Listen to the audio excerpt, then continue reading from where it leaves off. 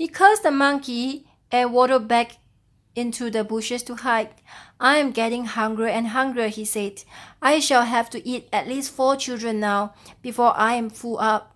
The enormous crocodile crept around the edge of the town, taking great care not to be seen. He came to a place where they were getting ready to have a fair. There were slides and swings and dodgem cars and people selling popcorn and cotton candy. There was also a big merry-go-round. The merry-go-round had marvelous wooden creatures for the children to ride on.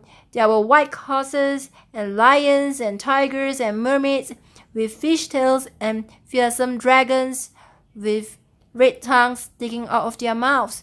Now for clever trick number 3, said the enormous crocodile, licking his lips. When no one was looking, he crept up onto the merry-go-round and put himself between a wooden lion and a fearsome dragon. He sat up a bit on his back legs and he kept very still. He looked exactly like a wooden crocodile on the merry-go-round. Soon, all sorts of children came flocking into the fair. Several of them ran towards the merry-go-round. They were very excited. I'm going to ride on a dragon, cried one. I'm going on a lovely white horse, cried another. I'm going on a lion, cried a third one. And one little girl whose name was Jill said, I'm going to ride on that funny old wooden crocodile.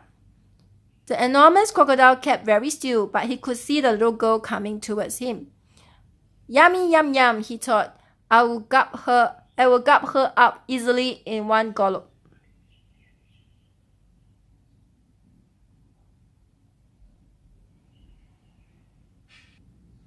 Suddenly, there was a swish and a swash, and something came swishing and swashing out of the sky. It was the roly-poly bird. He flew round and round the merry-go-round singing, Look out, Jill! Look out! Don't ride on that crocodile! Jill stopped and looked up. That's not a wooden crocodile, sang the roly-poly bird. It's a real one. It's the enormous crocodile from the river, and he wants to eat you up. Jill turned and ran, so did all the other children. Even the man who was working the merry-go-round jumped off it and ran away as fast as he could.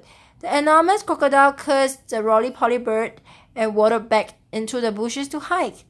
I'm so hungry now, he said to himself. I could eat 6 children before I'm full up.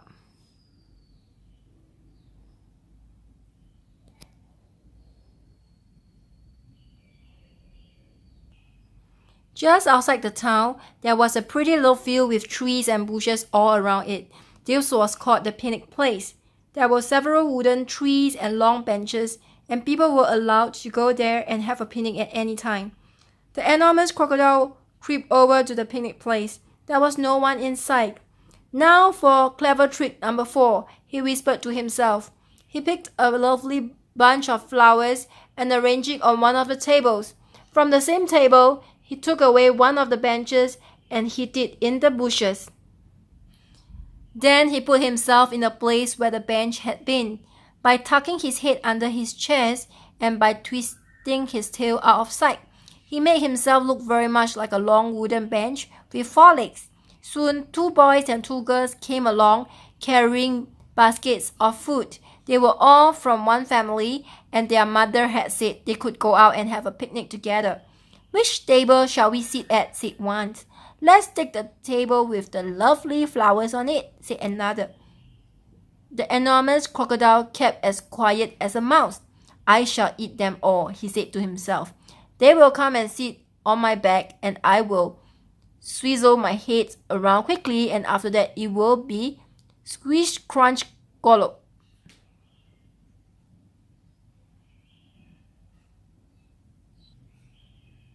Suddenly, a big, deep voice from the jungle shouted, Stand back, children! Stand back! Stand back! The children stopped and stared at the place where the voice was coming from. Then a crashing of branches. Trunky the elephant came rushing out of the jungle. That's not a bench you were going to sit on, he bellowed. It's the enormous crocodile, and he wants to eat you all up. Chunky trotted over to the spot where the enormous crocodile was standing, and quick as a flash, he wrapped his trunk around the crocodile's tail and hoisted him up into the air. "Hey, let me go!" yelled the enormous crocodile, who was now dangling upside down. "Let me go, let me go." "No," Chunky said, "I will not let you go. We have all had quite enough of your clever tricks."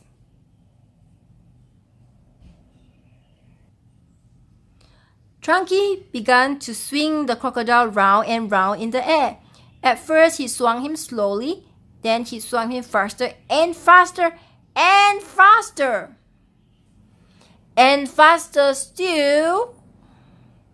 Soon, the enormous crocodile was just a blurry circle going round and round Chunky's head.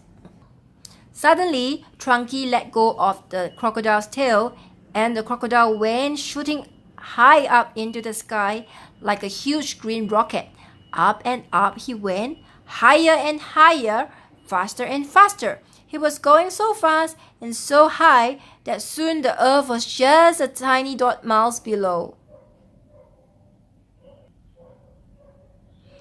He whizzed on and on. He whizzed far into space. He whizzed past the moon. He whizzed past trees.